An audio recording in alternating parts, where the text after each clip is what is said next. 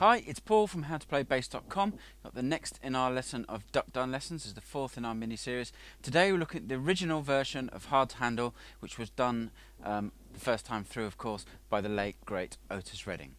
You'll possibly be more familiar with the Black Crowes version in the early 90s, or even the Commitments version, which was similar but a bit more up-tempo. Very cool, relaxed bass line, really like it. Isn't too difficult. There's a nice technical challenge to look at in the basic verse figure, which involves raking and skipping a string.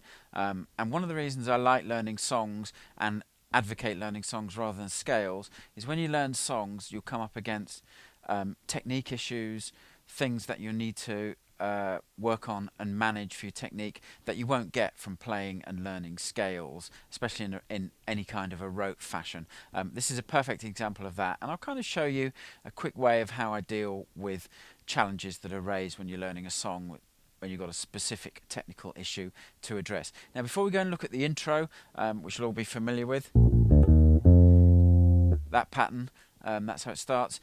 If you're not a subscriber to my free monthly e-zine, don't forget to click on the link underneath the video if you're watching in YouTube. Head over to my website, find the subscribe link, enter your email address. You'll get, over the next few days, a series of 4 PDF/video lessons as a thank you for subscribing, and there's a unique video and PDF tutorial on a bass line every month, which is only accessible for subscribers. So it's definitely worth doing. So go and do that, and let's go and jump into the lesson, and let's go and look at the intro. Okay, let's start with the intro. Distinctive pattern. Notice it doesn't start on the downbeat. Play it with the metronome, then we'll talk through the notes. 1, 2, 3, 4. 1, 2. And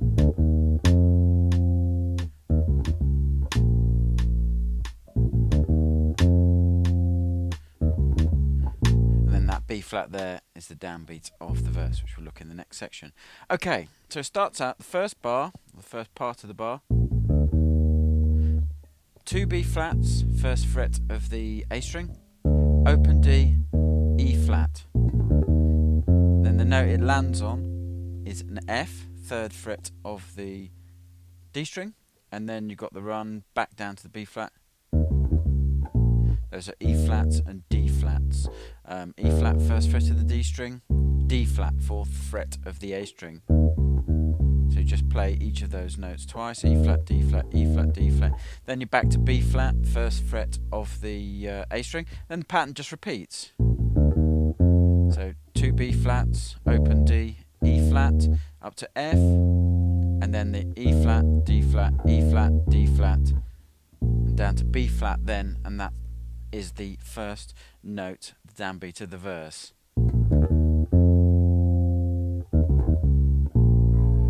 And that pattern just repeats. Verse 1 is a 14-bar section. First 8 bars are all in B flat, and the riff is identical all the way through. I'm going to play it through slowly with the metronome. There's an interesting technical challenge in this. 2, 3, 4.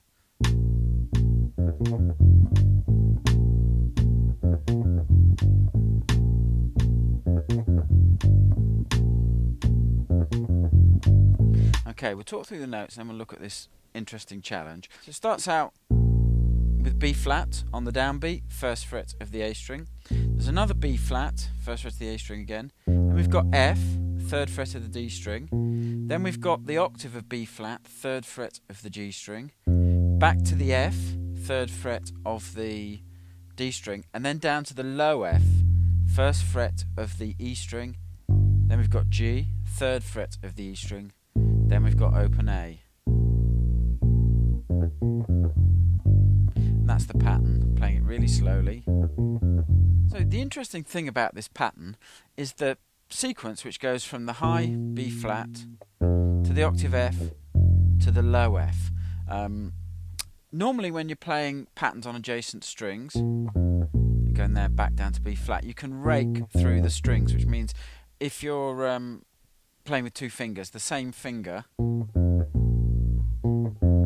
play each of those 3 strings, and it's almost like one movement. And when you get it fast and fluid, when you've worked on it, it can really facilitate playing some rhythmically complex patterns without really working on your technique and getting your technique up to play faster 16th note patterns.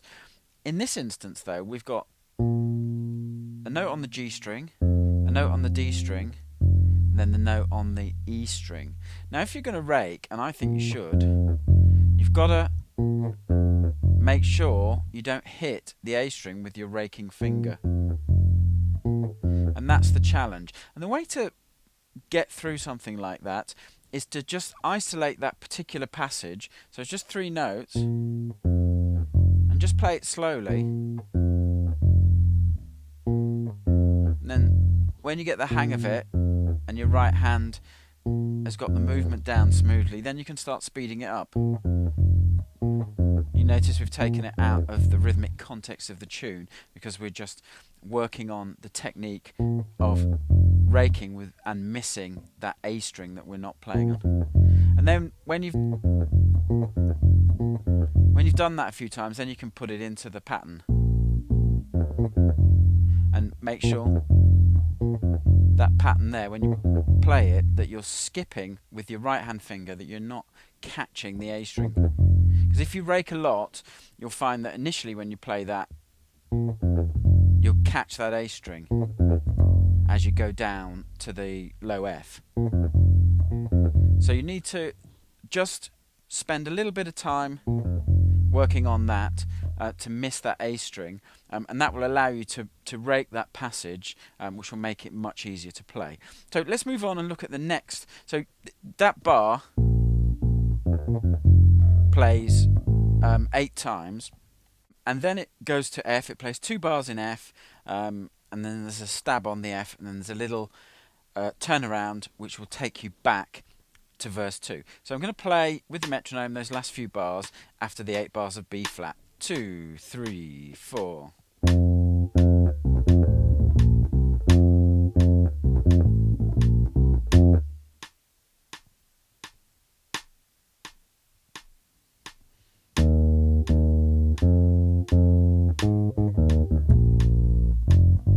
then that B flat would be the downbeat of verse 2. So, when we go up to F, we've got a pattern in F that repeats for the 2 bars,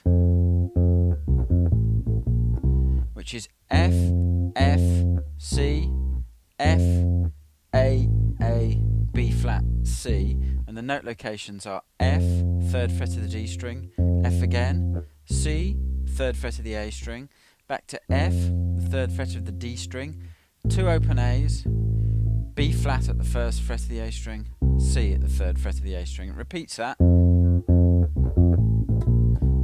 then it stabs on F, and then you've got the rest of that bar, and the next bar are silent, and then you play this very simple quarter note figure, 2 E flats, which are the first, and 2 Fs, and that's the 1st and the 3rd fret respectively of the D string, and then you've got this figure that you'll hear at the end of verse 2 more. And that's A flat, E flat, E flat, B flat. All 1st frets, G string, D string, A string. And then you've got F and G at the end, 1st and 3rd frets of the E string, as pickup notes before the B flat, which leads you back into verse 2. So let's move on to verse 2, which is pretty similar to verse 1, and we'll look at the differences, and when you've got those differences down, you'll be able to play through the tune.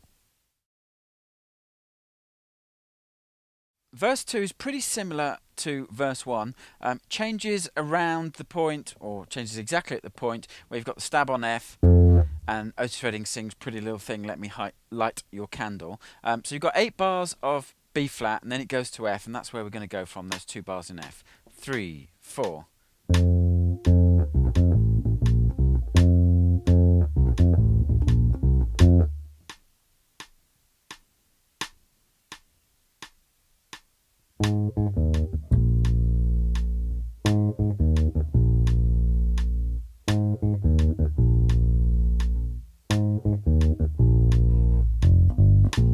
B flat there would be into the next part of the verse. So we'll quickly run through those patterns. They're essentially, we've already covered everything pretty much in verse 1. You've got the 2 bars in F again,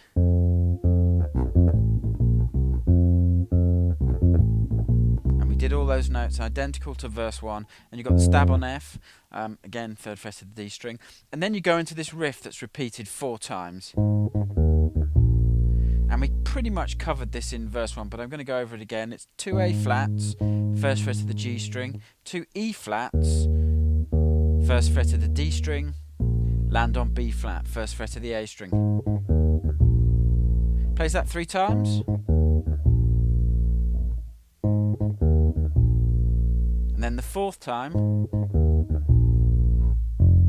you finish with the F and the G pickup notes, 1st and 3rd frets of the E string, to get you back into the main groove again. And put those parts together, you'll be able to play through the song in the way that it's done on the Otis Redding version.